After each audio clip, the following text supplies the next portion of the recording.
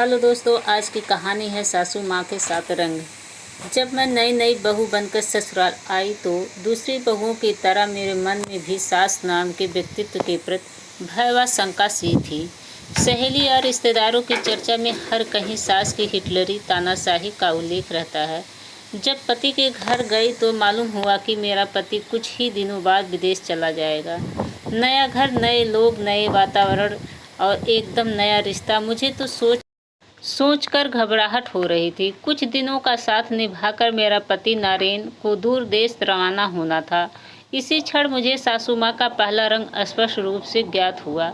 आवश्यक रीति रिवाज व पार्टी वगैरह के बाद सासू माँ ने ऐलान किया कि आज से 2 माह के लिए बहू उषा और नारेन दोनों उस संस्था के मकान में रहने चले जाएंगे जहां नारेन काम करता है। नारेन द्वारा आनाकानी करने पर वे दृढ़ शब्दों में बोली, उषा को समय देना तुम्हारा पहला कर्तव्य है। आखिर तुम्हारी अनुपस्थिति में वह तुम्हारी यादें ले कर ही तो यहाँ शांति से रह पाएगी। विदेश यात्रा के 2 दिन पूर्व हम लोग सासू माँ के पास आए। 26 साल तक जो बेटा उनके तन मन का अंश बनकर रहा, उस जिगर के टुकड़े को एक अनजान लड़की को कितनी सहजता से उन्होंने सौंप दिया, यह सोचकर मैं अनुभूति हो उठी। नारेन को विदा कर हम लोग जब लौटे तो मेरी आंखों के आंसू अंदर ही अंदर उफन रहे थे।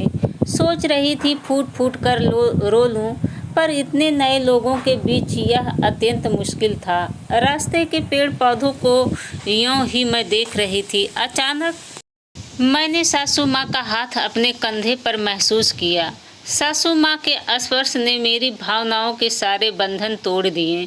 मैंने अपना सिर उनकी गोद में रख दिया और आंसुओं को बह जाने दिया। अब मुझे कोई भय, कोई संकोच, कोई दुविधा न थी। सासू माँ की ममता के रंग ने मुझे आश्वस्त कर दिया था। मैं अकेली नहीं हूँ, मेरे साथ मेरी माँ है। सासू माँ का दूसरा रंग मैंने छोटे देवर की शादी में देखा। बारात विदा होने के पहले लक्ष्मी पूजन का कार्यक्रम था। वधू पक्ष द्वारा लिया गया सजा सजाया हॉल, साजो सम्मान सब उन्होंने नकार दिया और अपनी ओर से पूरा खर्चा कर लक्ष्मी पूजन संपन्न किया। उनके अंदर के हट का रंग मुझे करीब 10 वर्ष बाद देखने को मिला। ससुर जी ने मकान बनाने के लिए जो योजना बनाई थी वह सिवा सासू माँ के सबको पसंद थी। ससुर जी 4 शयन कक्ष और एक हॉल वाला 2 मंजिल बंगला बनवाना चाहते थे। नीचे 2-2 शयन कक्ष और रसोई घर वाले 2 फ्लैट और ऊपर 2 शयन कक्ष के साथ एक बड़ा नीचे बगीचे और गैरेज के लिए जगह रखी जाए। एक दिन ससुर जी कागजों का एक पुलिंदा लाएं और बोले, लो बसंती, तुम्हारी इच्छा अनुसार मकान का नक्शा बनवा कर लाया हूँ। अब तो उठकर मेरे साथ कुछ खा पी लो। सासू माँ के चेहरे रुखाई से कहा, कमाल है। नानी माँ अचकचा कर बोली, सगे भाई की दौलत, खुशी की तारीफ तुझसे सही नहीं जाती।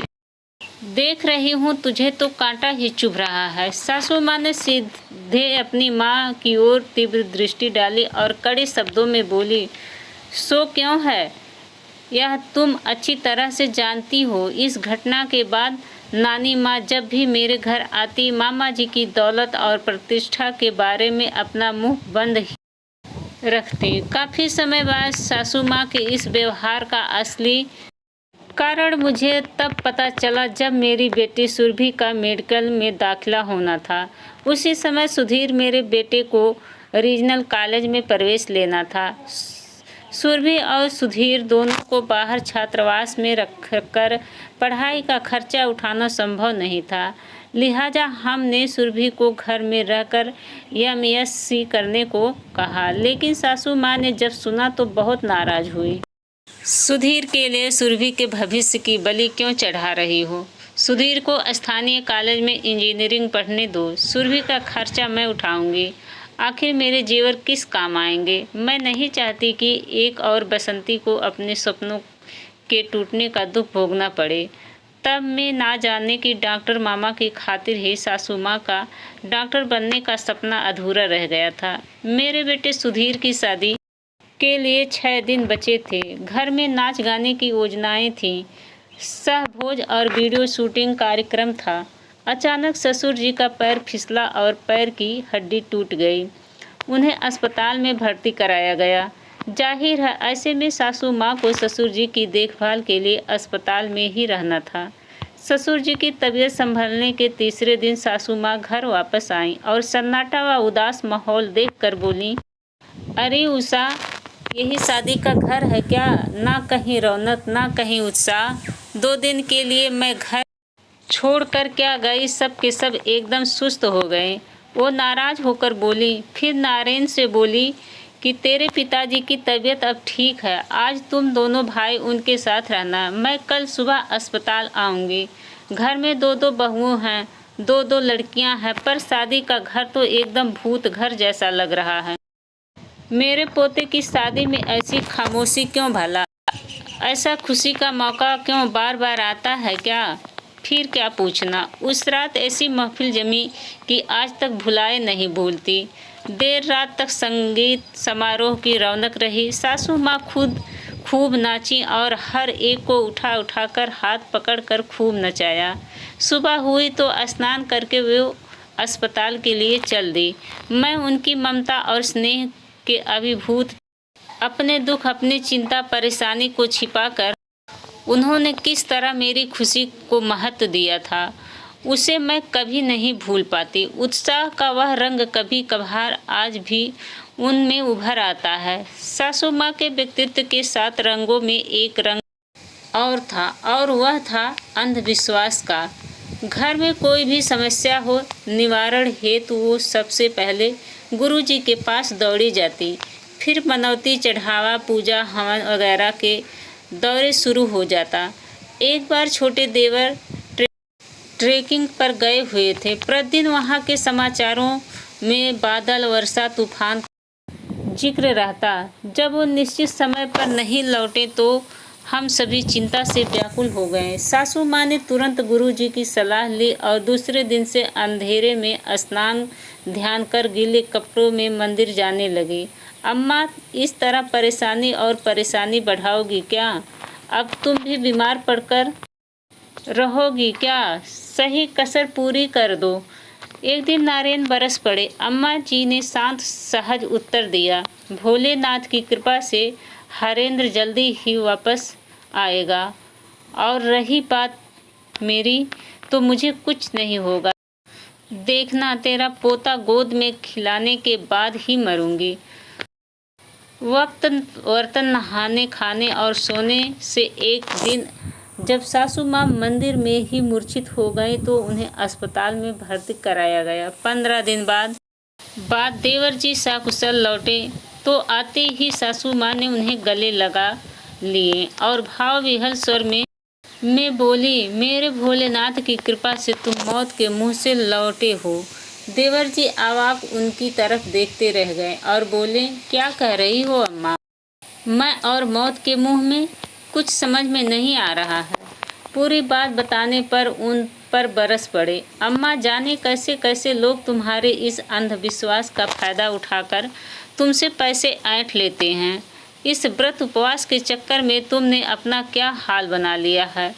मैं तो नहीं, पर तुम खुद ही अपने इन अंधविश्वासों के कारण मौत के मुंह में जा रही हो। ट्रेकिंग कार्यक्रम अचानक स्थगित हो गया और उन्हें वहीं से ऑफिस के काम से मुंबई जाना पड़ा। इसकी जानकारी उन्होंने पत्र द्वारा भेज दिया था, पर संभवतः किसी कारण से पत्र मिला नहीं। वह दिन और आज का दिन सासू माँ ने नजर उतारना, मनौती, चढ़ावा सब छोड़ दिया। अपनी इतनी पुरानी मान्यता तो छोड़ पाना उनकी दृढ़ता का ही परिचायक था। सासू माँ ने सही समय पर विरक्ति का रंग भी छलक उठा। मेरे बेटे के संपन्न ससुराल वाले अपनी बेटी के बेसुध सुविधाएं देना चाहते थे, जिनकी वह आदी थी, लेकिन सासू माँ की इच्छानुसार हमने कुछ भी देने से इनकार कर दिया। जैसे तैसे समय बीतता गया। हमने महसूस किया कि उन सुविधाओं के अभाव में बहू को यहाँ समझौता करना मुश्किल हो रहा है। हम दुविधा में थे। इधर बहू भी अशांत थी, लेकिन अम्मा जी समधियाने का सामान लेने में खुद को अपमानित महसूस करती थी। हमारी उलझन को समझकर एक दिन वो बोली, बहू अब सीढ़ी चढ़ना उतरना मुझसे नहीं होता, मेरे रहने के लिए नीचे ही इंतजाम कर दो, तुम लोग ऊपर के दोनों हिस्सों में चले जाओ, बुढ़ापे में मोह माया जरा कम कर लेने दो, अब मुझे घर की जिम्मेदारी से मुक्त करो, ना सलाह मांगो ना देखभाल की जिम्मा दो।